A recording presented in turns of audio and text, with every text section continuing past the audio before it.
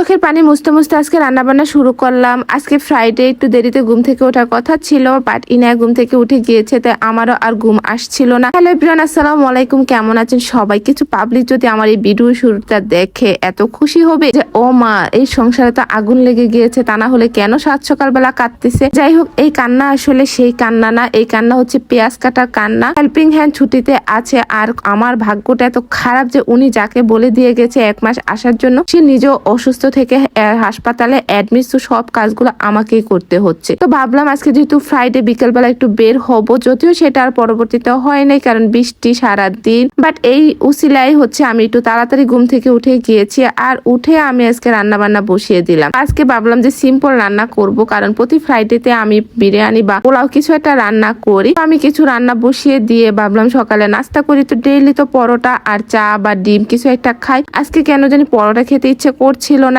কালকে ফুড পান্ডা থেকে খাবার আনিয়েছিলাম, সেই পাস্তাটাই ছিল, তো ভাবলাম যে সাত সকালবেলা এখন পাস্তা খাই, ঝাল ঝাল পাস্তা। তো আমি পাস্তাটা গরম করে নিয়েছি, আর ভাবছিলাম এই কষ্ট আর কতদিন হেল্পিং হ্যান্ড আসবে না। আসলে মাঝে মাঝে নিজের কাজের প্রতি নিজের আত্মবিশ্বাস হারিয়ে ফেলি। মানে মনে হচ্ছে যে কিভাবে যারা কাজ করে, মানুষের বাসায় এতগুলা বাসায় কাজ করে, আমি আমার নিজের বাসায় 2-1টা কাজ করেই টায়ার্ড হয়ে যাই। যাই হোক, মানুষের আসলে বিপদে পড়লে সবকিছুই করতে হয়। এসব ভাবতে ভাবতেই খাচ্ছিলাম। মাথার মধ্যে একটা প্রেশার থাকে, আসলে হেল্পিং হ্যান্ড না আসলে কোন কাজটা পরে কোন কাজটা করব। বাট আজকে যেহেতু আমার বর বাসায় আছে, ইনায়াকে নিয়ে আমার টেনশন নাই। যদিও ইনায়া হচ্ছে একা থাকলে আমাকে কোনো কিছুই করতে দেয় না, 1 সেকেন্ডও ওকে রেখে অন্য কোথাও যাওয়া যায় না। সে সারাক্ষণ আমার সাথে একদম লেগে থাকবে আঠার মতো। যাই হোক, এটা ভাবতেও ভালো লাগে। নাস্তা শেষ করে দেন হচ্ছে চা বানালাম, আর এত সুন্দর একটা ওয়েদার ছিল, গরম গরম চা সাথে বাইরের বৃষ্টি, সব মিলে এত ভালো লাগছিল। আসলে চা খেতে আমার ভীষণ ভালো লাগে, আর আজকের এই ওয়েদারটা তো চা খাওয়ার জন্য একদম পারফেক্ট একটা ওয়েদার। তো আমি আসলে ফিল নিচ্ছিলাম বৃষ্টির, আর চা খাচ্ছিলাম। তারপরে তো রান্না বসিয়ে দিয়েছি, এখন আমি মুরগি রান্না করছি। বাট মাথার মধ্যে ঘুরতেছিল আজকে নতুন একটা আইটেম রান্না করব হাজবেন্ডের জন্য। তো সেই রান্নাটা কিভাবে করব কখনো করিনি, তো ওইটাই ভাবছিলাম যে রেসিপিটা দেখে নিতে হবে, তাই মুরগি রান্না করছি। বাট আমার মনটা পড়েছিল সেই নতুন আইটেমের উপরে। থার্সডেটা আসলে আমার কাছে ভীষণ ভালো লাগে, কারণ থার্সডে মানে হচ্ছে পরের দিন ফ্রাইডে, আর এই দিন বরের ছুটি থাকে, বাসায় থাকবে, আমরা একসাথে দুপুরে লাঞ্চ করব, দেন বিকেলে বাইরে বের শপিং করব, রেস্টুরেন্টে যাব। তো এই জন্য হচ্ছে ফ্রাইডেটা আমার কাছে একদম ঈদের মতো আনন্দ লাগে। আজকে আমি ব্রয়লার মুরগি রান্না করছি। আসলে আমার 2 দিন দেখা যায় দেশি মুরগি খেলে পরের দিন আর দেশি খেতে ইচ্ছে করে না, ব্রয়লার খেতে ইচ্ছে করে। আবার ব্রয়লার খেলে 2 দিন তারপর আবার দেশি খাই। আসলে চেঞ্জ করে খেতে ভালো লাগে, একই আইটেম বারবার খেতে ভালো লাগে না।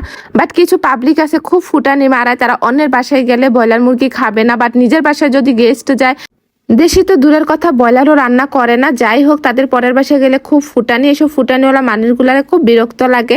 আর এই তো আমি 2টা কিউট কোয়েল পাখি রান্না করবো। আমার হাজবেন্ড ভেবেছিল যে আমি কোয়েল পাখি খাই, বাট আমি আসলে কোয়েল পাখি খাই না। কোয়েল না, আমি কোনো পাখিই খাই না। আমি শুধু গরুর মাংস আর মুরগির মাংসটা ছাড়া কোনো মাংসই খাই না।